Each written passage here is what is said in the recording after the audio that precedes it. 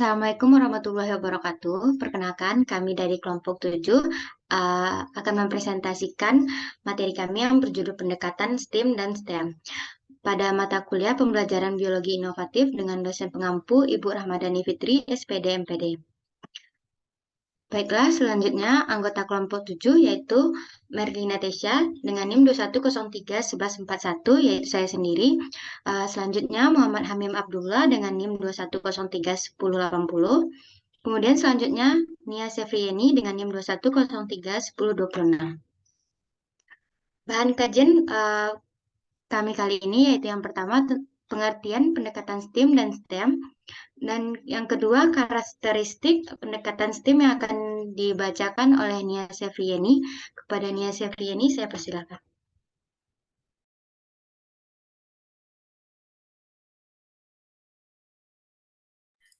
Terima kasih kepada moderator.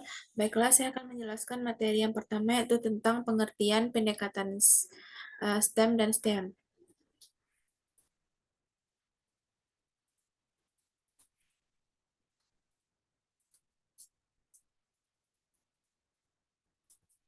Yang pertama itu pendekatan STEM.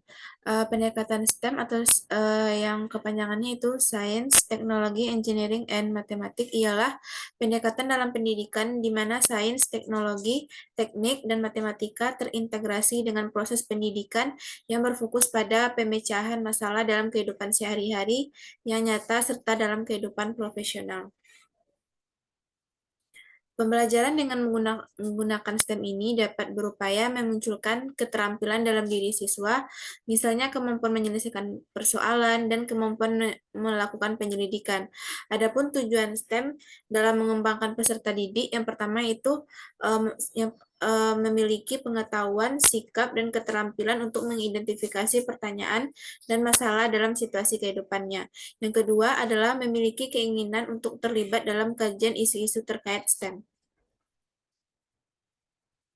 Selanjutnya adalah pendekatan STEM. Pendekatan STEM adalah Science, Teknologi, Engineering, Art, and Mathematics. Adalah pendekatan dalam pengajaran di mana peserta didik mampu mendemonstrasikan suatu pemikiran secara kritis, serta mampu memecahkan masalah secara kreatif dalam bidang sains, teknologi, teknik, seni, dan matematik. Selanjutnya adalah STEM merupakan salah satu pendidikan konvergensi atau konsepsi lanjutan dari STEM. Adapun pendekatan pembelajaran menurut Lim Halimatul Mukminah merupakan sebagai suatu pembelajaran yang terintegrasi dan merupakan suatu pembelajaran yang berpusat pada siswa. Tujuan dari pendekatan STEM adalah agar pemahaman dan pengetahuan peserta didik mengenai STEM dapat meningkat sehingga pemahaman tersebut dapat digunakan untuk menyelesaikan persoalan ataupun permasalahan dan membuat suatu keputusan untuk kemajuan manusia.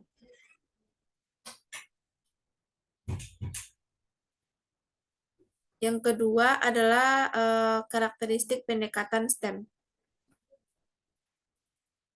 Adapun karakteristik pendekatan STEM secara umum yaitu dilaksanakan melalui pembelajaran berbasis proyek kontekstual dengan kehidupan nyata, menyiapkan siswa untuk menjadi sumber daya manusia atau SDM yang mampu memahami disiplin ilmu serta integratif.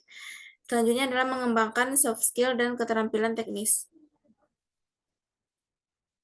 Demikianlah penyampaian materi dari saya kembalikan kepada moderator.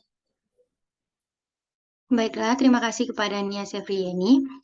Selanjutnya, materi ketiga yaitu karakteristik pengembangan STEM dan contoh penerapan pendekatan STEM dalam pembelajaran yang akan saya bacakan sendiri. Baiklah, materi ketiga yaitu karakteristik pendekatan STEM. Karakteristik pendekatan STEM secara umum yaitu mengenalkan konsep pendekatan yang memberikan kesempatan kepada peserta didik untuk mendapatkan pengalaman belajar melalui mengamati, menanya, mengumpulkan informasi, mengasosiasi, dan mengomunikasikan.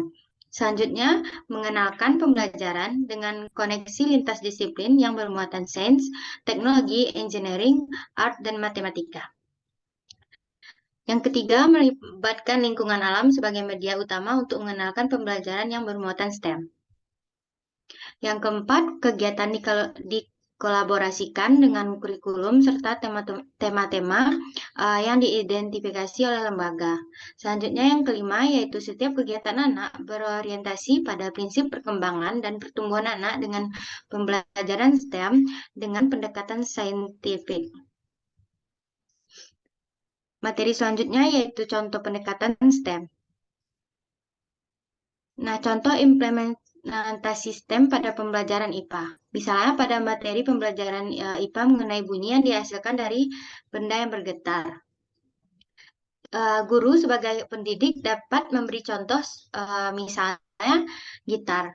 Selanjutnya guru menjelaskan mengenai alat musik itu dari berbagai sudut pandang, terutama menjelaskan dari sudut pandang dalam STEM. Contohnya, yaitu sudut pandang sains. Guru akan menjelaskan bagaimana gitar bisa berirama serta menjelaskan kenapa alat musik tersebut dapat berbunyi, kenapa bisa berbunyi do, re, mi, dan sebagainya. Yang kedua, yaitu sudut pandang teknologi. Guru akan menerangkan cara membuat gitar secara sederhana. Bahan dan alat apa saja yang dibutuhkan untuk membuat model dari alat musik tersebut. Yang ketiga, sudut pandang teknik. Nah, guru akan mengutarakan cara mengatur senar atau karet pada gitar supaya dapat menghasilkan suara yang pas, yang berbeda-beda. Selanjutnya, sudut pandang matematika, yaitu guru dapat menjelaskan, menghitung harga bahan material yang dibutuhkan untuk membuat gitar. Bisa pula dengan mengukur panjang atau lebar gitar.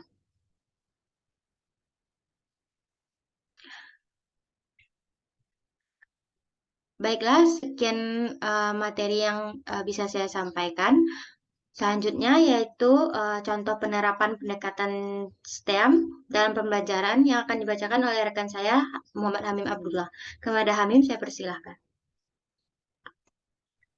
Baik, terima kasih kepada moderator. Saya akan menyampaikan materi mengenai contoh penerapan pendekatan STEM dalam pembelajaran.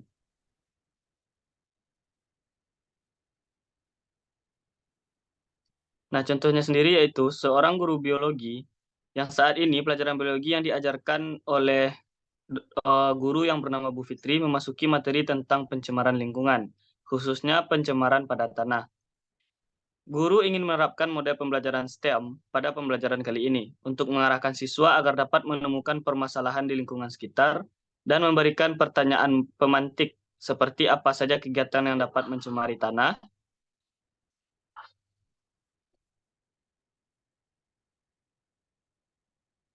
kemudian guru mengarahkan siswa untuk berdiskusi mengenai solusi untuk mengatasi permasalahan tersebut.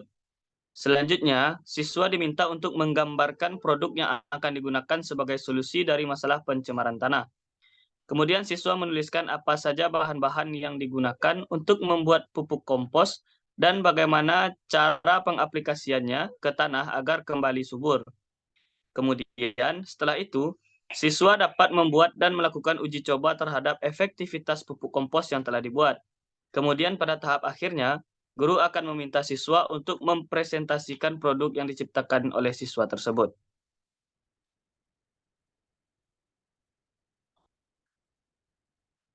Baiklah, demikian penyampaian materi dari saya kembalikan kepada moderator. Baiklah, terima kasih kepada Muhammad Hamim Abdullah terhadap materi yang disampaikan. Baiklah,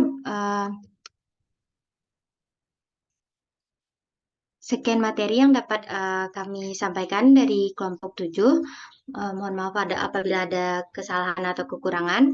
Assalamualaikum warahmatullahi wabarakatuh.